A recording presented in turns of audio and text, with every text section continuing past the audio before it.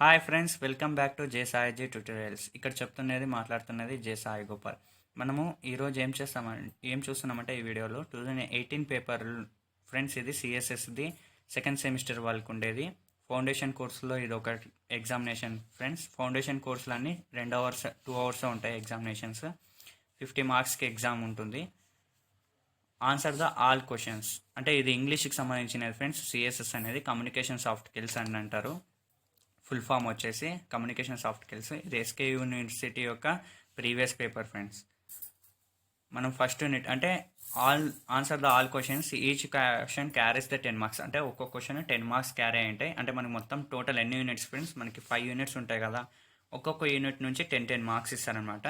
Total 50 marks అనమాట. First యూనిట్లో మనం చూసినామంటే ఫస్ట్ క్వశ్చన్ ఏముంది? Write suitable word by using the prefix or suffix given below.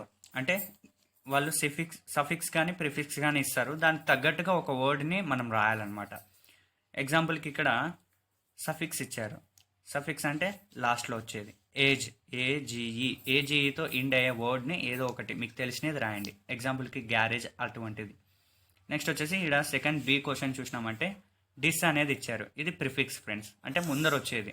డిస్తో start అయ్యే వర్డ్ ఏదైనా ఉంటే అది రాసినట్లయితే సెట్ అయిపోతుంది. ఎగ్జాంపుల్కి డిసడ్వాంటేజ్, డిసగ్రీ అటువంటివి ఫ్రెండ్స్. ఏదో ఒక వర్డ్ రాస్తే చాలు, ఒక మార్క్ వచ్చేస్తుంది.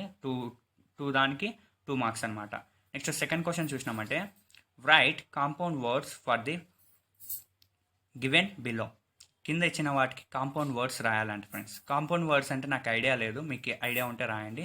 అండర్కి కాంపౌండ్ వర్డ్ రాయాలంట, అండ్ గ్రాండ్కి కాంపౌండ్ వర్డ్ అనేది రాయాలన్నమాట.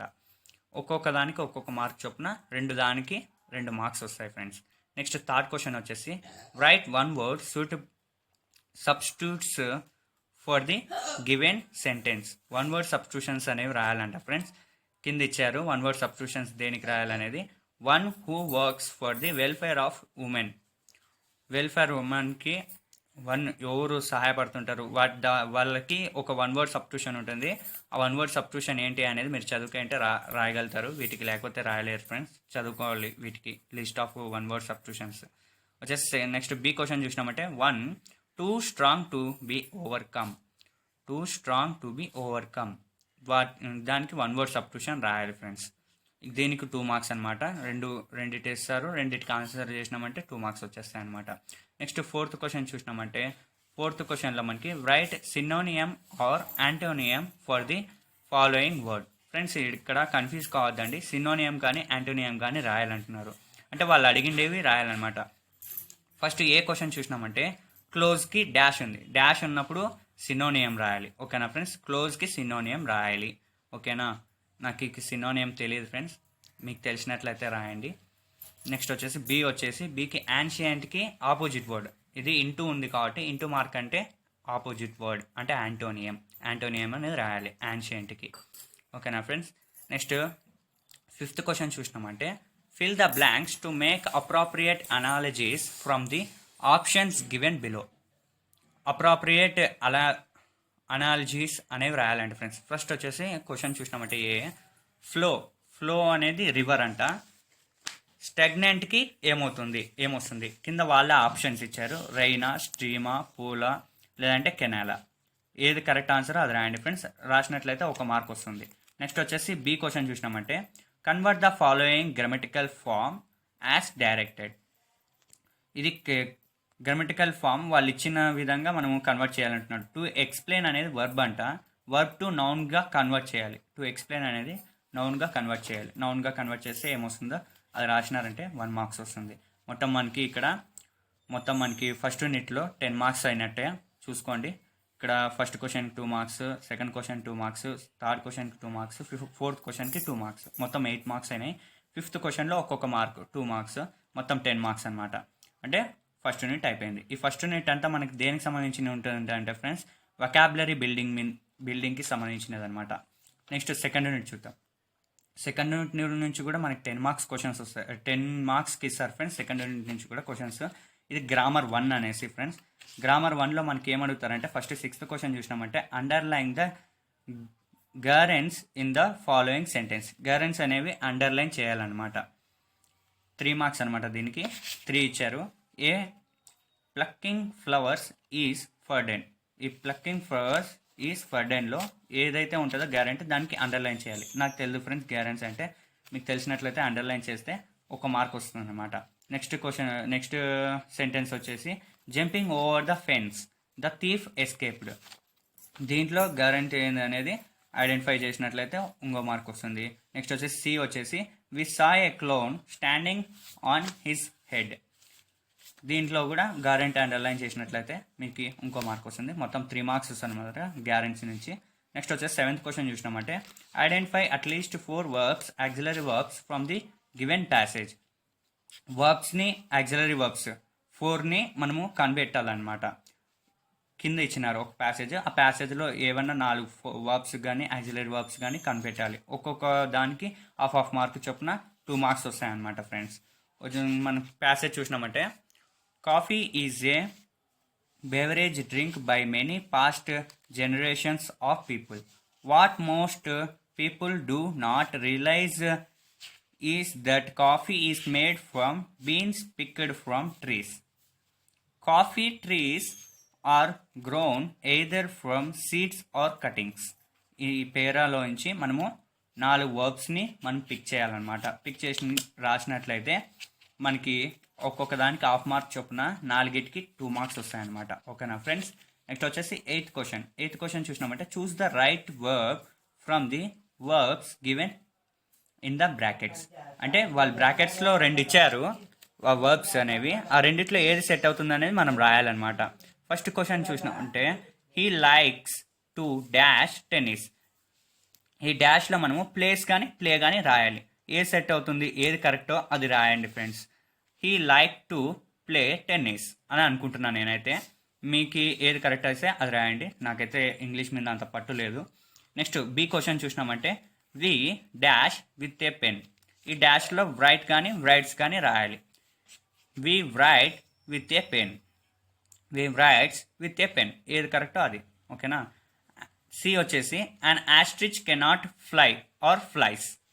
అంటే అన్ ఆస్ట్రిచ్ కెనాట్ ఫ్లైస్ లేదంటే అన్ ఆస్ట్రిచ్ కెనాట్ ఫ్లై, ఏది కరెక్టో అది అనమాట. నెక్స్ట్ వచ్చేసి డి వచ్చేసి question hens dash lay or lays eggs. Hens lay eggs, hens lays eggs, ఏది కరెక్టో అది రాయండి ఫ్రెండ్స్. నెక్స్ట్ సేమ్ అలాగే ఈ క్వశ్చన్ కూడా డ్రాన్స్ అని ఇచ్చారు. ఏది కరెక్ట్ వస్తుందో అది రాయండి. ఓకేనా ఫ్రెండ్స్. దీనికి 5 మార్క్స్ అనమాట. 5 క్వశ్చన్స్ ఇచ్చారు కాబట్టి 5 మార్క్స్. మొత్తం ఇక్కడ 5, 8th క్వశ్చన్కి 5, 7th క్వశ్చన్కి 2, మొత్తం 6th క్వశ్చన్కి 3. టోటల్ యాడ్ చేసుకున్నామట్లే 3 + 2 + 5 10 మార్క్స్ అనమాట. అంటే సెకండ్ యూనిట్ నుంచి 10 మార్క్స్ కవర్ అయిపోయినాయి. నెక్స్ట్ ఇప్పుడు సెకండ్ యూనిట్ అయిపోయింది కాబట్టి థర్డ్ యూనిట్ వస్తుంది. థర్డ్ యూనిట్లో నుంచి కూడా 10 మార్క్స్కి అడుగుతారు. దీనికి గ్రామర్ 2 నుంచి వస్తాయన్నమాట. ఇదంతా గ్రామరే ఫ్రెండ్స్. నెక్స్ట్ 9th క్వశ్చన్ చూసినామంటే fill in the blanks with suitable tenses forms. అంటే సూటబుల్ టెన్సెస్ని మనం ఫిలప్ చేయాలన్నమాట బ్లాంక్స్లో. ఇక్కడ దీని నుంచి కూడా 5 క్వశ్చన్స్ ఇచ్చారు. టెన్సెస్ నుంచి 5 మార్క్స్ అనమాట.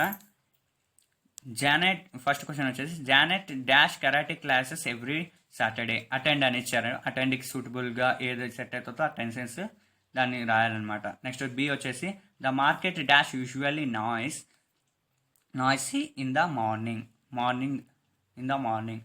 ఓకేనా ఫ్రెండ్స్. ద డాష్లో 2B అని ఇచ్చారు. 2Bకి రిలేటెడ్గా ఉండే టెన్సెస్ ఏదైతే ఉంటుందో అది రాయండి ఫ్రెండ్స్. సి వచ్చేసి question the delivery man dash the parcel already. Delivery ఇచ్చారు. డెలివరీ అట్లా ఉంటాయి కదా ఫ్రెండ్స్ టెన్సెస్లో. ఆ ఏ టెన్సెస్ సెట్ అవుతుందో ఆ టెన్స్ రాయాలన్నమాట. నెక్స్ట్ డి వచ్చేసి the athletics dash for Canada tomorrow. Leave అని ఇచ్చారు బ్రాకెట్లో. ఆ డాష్లో లీవ్కి తగ్గట్టు ఏది ఉంటుందో టెన్స్ సెట్ అవుతుందో అది రాయండి ఫ్రెండ్స్. నెక్స్ట్ వచ్చేసి ఈ వచ్చేసి Aida dash her room for the past hour. Paint అని ఇచ్చారు. ఆ పెయింట్కి తగ్గట్టు సూటబుల్ టెన్సెస్ ఏది వస్తుంది, పెయింట్ అట్లా పెయింటింగ్ అట్లా ఉంటాయి కదా ఫ్రెండ్స్. ఏది సెట్ అవుతుందో అది రాయండి. ఓకేనా. దానికి 5 మార్క్స్ ఫ్రెండ్స్, 5 క్వశ్చన్స్ కాబట్టి. నెక్స్ట్ వచ్చేసి 10th question fill in the blanks with suitable articles. Articles అయితే ఏ అండ్ దీని ఆర్టికల్స్ అంటారు ఫ్రెండ్స్ ఇంగ్లీష్లో. ఏ అండ్ ది ఈ మూడే ఆన్సర్ అవుతాయి ఏదో ఒకటి ఆ మూడిట్లో. ఫస్ట్ క్వశ్చన్ వచ్చేసి gold is dash precious metal. Gold is the precious metal అని నేను అనుకుంటున్నాను, ఏదొస్తుందో అది రాయండి ఫ్రెండ్స్. నెక్స్ట్ వచ్చేసి B question honest man speak a truth. ఓకేనా friends, honest man speak a truth ఏ అనుకుంటున్నాను దీనికి.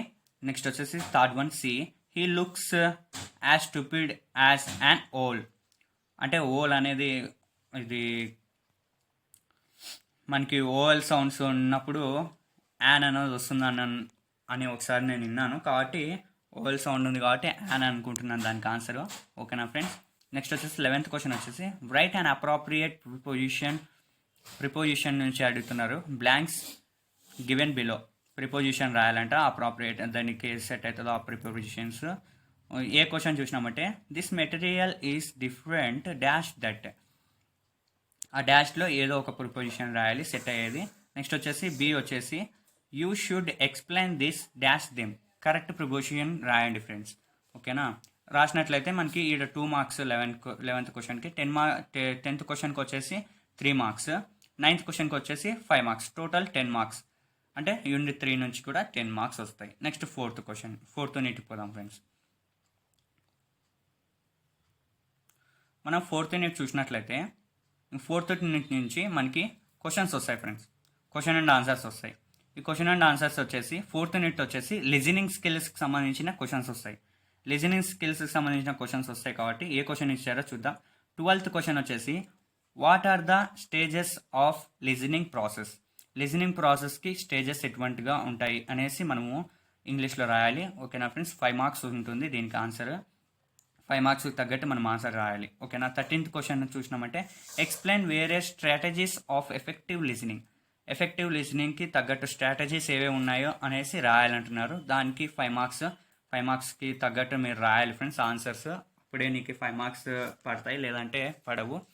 కాబట్టి లిజనింగ్ స్కిల్స్కి సంబంధించినవి 2 క్వశ్చన్స్ ఇచ్చారు, ఒక్కొక్క దానికి 5 మార్క్స్, టోటల్ 10 మార్క్స్ అవుతాయి. 4th యూనిట్ నుంచి 10 మార్క్స్ వచ్చేస్తాయి అనమాట. నెక్స్ట్ 5th యూనిట్ నుంచి రీడింగ్ స్కిల్స్ నుంచి వస్తాయి ఫ్రెండ్స్. 5th యూనిట్లో రీడింగ్ స్కిల్స్కి సంబంధించిన 2 క్వశ్చన్స్ వస్తాయి, ఒక్కొక్క క్వశ్చన్కి 5 మార్కులు అనమాట. ఫస్ట్ క్వశ్చన్ చూసినామంటే రైట్ ఏ షార్ట్ నోట్స్ స్కానింగ్. అంటే స్కానింగ్ మీద మనం షార్ట్ నోట్స్ రాయాలి 5 మార్క్స్ మీద, 5 మార్క్స్కి తగ్గట్టుగా. నెక్స్ట్ వచ్చేసి 15th క్వశ్చన్ చూసినామంటే explain in detail tips for effective reading. Effective రీడింగ్స్కి టిప్స్ రాయాలన్నమాట. ఓకేనా friends, thanks for watching friends. అంతే, ఇంతటితో మిగిసింది ఈ question paper. Thanks for watching friends. ఈ క్వశ్చన్ పేపర్ తగ్గ పీడిఎఫ్ ఫైల్, అంటే ఈ పీడిఎఫ్ ఫైల్ నేను డిస్క్రిప్షన్లో ప్రొవైడ్ చేస్తాను. డిస్క్రిప్షన్ నుంచి డౌన్లోడ్ చేసుకొని మీరు ప్రాక్టీస్ చేయండి. ఈ విధంగా ఉంటుంది క్వశ్చన్ పేపర్ అయితే మనకి. చాలా అంటే ఇంగ్లీష్ మీడియం వాళ్ళకి చాలా ఈజీ, తెలుగు మీడియం వాళ్ళు అయితే కొంచెం జాగ్రత్త వహించాలి ఈ ఎగ్జామ్ మీద. Thanks for watching friends. Bye bye bye.